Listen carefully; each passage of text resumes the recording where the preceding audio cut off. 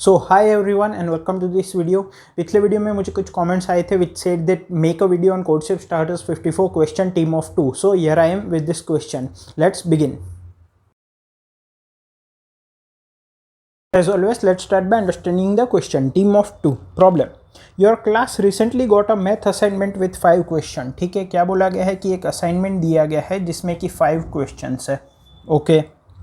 There are n less than equal to 20 students in the class and at most 2 people can collaborate. ठीक है, class में n students है whose value is less than equal to 20 and at most 2 students can collaborate. For each student you know which problems they solve. ठीक है, मतलब कि हर एक student ये जो 5 गिवन क्वेश्चन है उनमें से कौन कौन से क्वेश्चन सॉल्व कर सकता है वो सभी एन के एन स्टूडेंट्स के लिए हमें इनपुट में दिया गया है. Find out if there exist a team of 2 students who can together solve all problems. तो हमें बताना है कि क्या इन एन स्टूडेंट्स में से कोई भी 2 स्टूडेंट की ऐसी टीम बन सकती है सच दैट कि वो दोनों स्टूडेंट मिलके सारे 5 के 5 क्वेश्चन सॉल्व कर सके.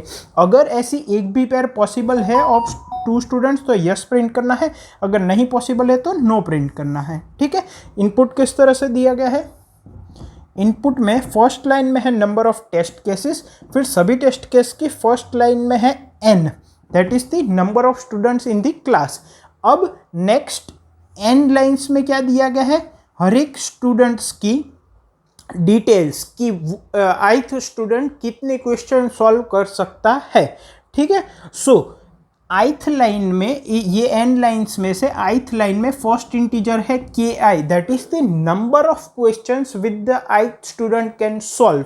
एंड देन उसके बाद ki इंटीजर्स यहाँ पे है x1 x2 up to xki. ठीक है, फॉर एग्जाम्पल अगर ith स्टूडेंट 3 क्वेश्चन सॉल्व कर सकता है तो ki की वैल्यू 3 होगी. उसके बाद यहाँ पे जो भी 3 क्वेश्चन वो सॉल्व कर सकता है, suppose first second and fifth, तो यहाँ पे फर्स्ट सेकंड एंड फिफ्थ दिया गया होगा.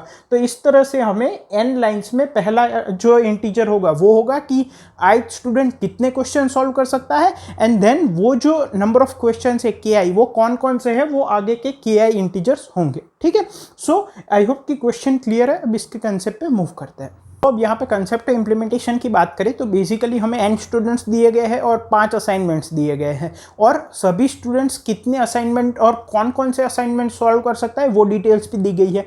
हमें सिंपली ये बताना है कि क्या कोई भी 2 स्टूडेंट को हम पेयर बना सकते हैं या फिर कोलैबोरेट करवा सकते हैं सच दैट वो दोनों स्टूडेंट मिलके 5 के 5 क्वेश्चन सॉल्व कर सके. इसका मतलब क्या बेसिकली कि हम कोई भी 2 स्टूडेंट को कंसिडर करें तो वो जो क्वेश्चन सॉल्व कर सकते हैं उन दोनों की लिस्ट को अगर हम मर्ज कर दे तो 1 2 3 4 5 सभी के सभी एटलीस्ट एक बार आने चाहिए. फॉर एग्जांपल ये स्टूडेंट 1 2 और 3 क्वेश्चन सॉल्व कर सकता है, ये 4 और 5 सॉल्व कर सकता है, तो दोनों मिलके 5 के 5 सॉल्व कर पाएंगे. अब हो सकता है कि ये 1 2 4 सॉल्व कर पाए और ये 2 3 4 5 ये 4 क्वेश्चन सॉल्व कर पाए. स्टिल 1 ये सॉल्व कर सकता है, 2 कोई भी सॉल्व कर सकता है, 3 ये सॉल्व कर सकता है, 4 भी कोई भी सॉल्व कर सकता है और 5th ये सॉल्व कर सकता है.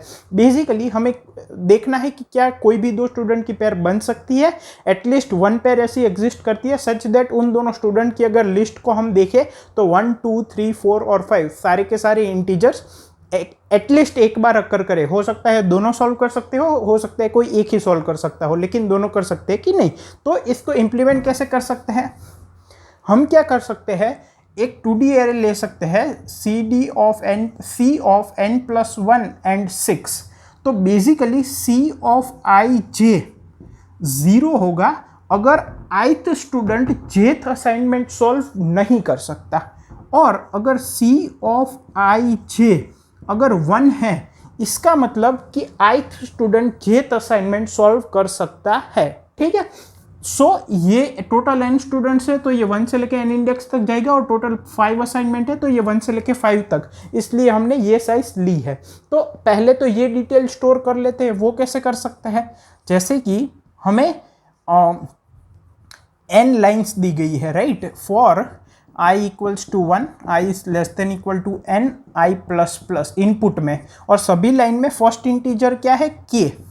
तो मैं बेसिकली क्या कर सकता हूँ, मैं इनपुट से k ले सकता हूँ, मतलब कि ith student k number of question solve कर सकता है. अब वो कौन कौन से k क्वेश्चन है तो वो वापस एक अंदर हम ले सकते हैं k माइनस माइनस, तो यहाँ पे हम क्या लेंगे इनपुट में j, ठीक है। तो ये बेसिकली क्या कर रहे हैं हम, जो हमें एन स्टूडेंट्स की डिस्क्रिप्शन दी गई है कि वो कौन कौन से क्वेश्चन सॉल्व कर सकते हैं, उन एन लाइंस का फॉर्मेट क्या है, फर्स्ट इंटीजर है के आई, दैट इज ith स्टूडेंट कितने क्वेश्चन सॉल्व कर सकता है, और फिर नेक्स्ट के नंबर ऑफ इंटीजर्स है, वो कौन कौन से क्वेश्चन है वो।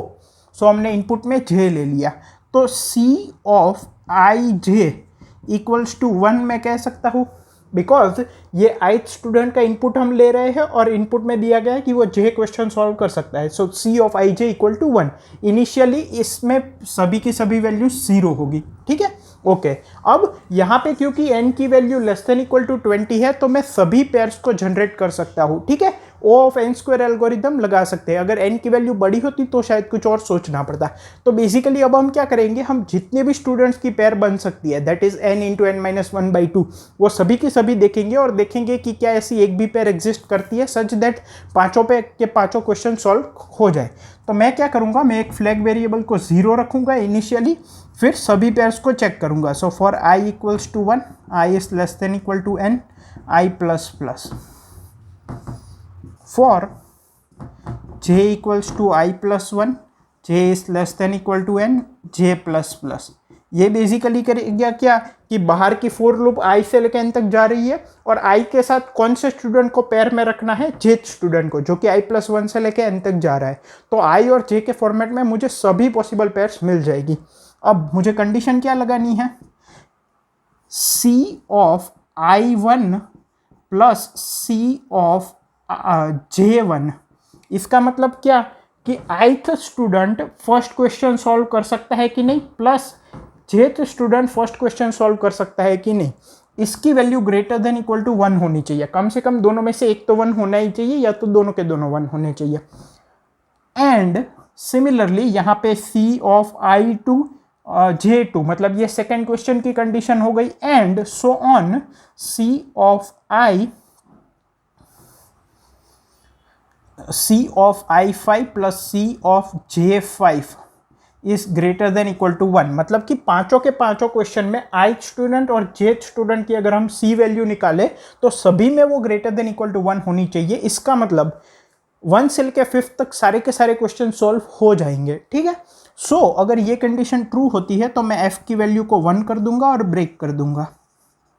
फिर जैसे ही हम बाहर निकलेंगे, अगर f की वैल्यू 1 होती है तो यस प्रिंट कर देंगे, मतलब कि ये कंडीशन हमें कहीं ना कहीं मिली थी। और अगर f की वैल्यू 0 ही रहती है इनिशियल वैल्यू की तरह, तो नो प्रिंट कर देंगे। टाइम कॉम्प्लेक्सिटी क्या होगी, number of test cases into n square, क्योंकि यहाँ पे n स्क्वायर टाइम लग रहा है, ठीक है।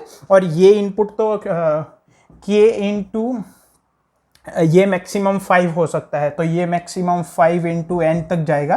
तो बेसिकली हम कह सकते हैं कि test cases into N square, ठीक है, क्योंकि ये वैल्यू काफ़ी छोटी होगी एज कम्पेयर टू दिस, और ये गिवन टाइम में इजीली हो जाएगा क्योंकि एन की वैल्यू काफ़ी छोटी है।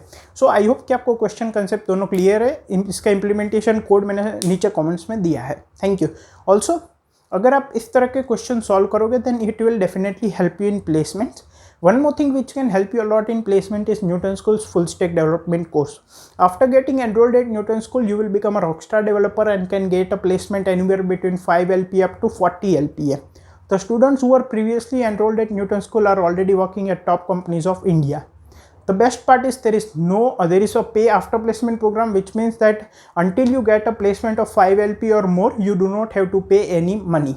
So to get registered at Newton School and become a rockstar developer, check out the link which is given there in the description.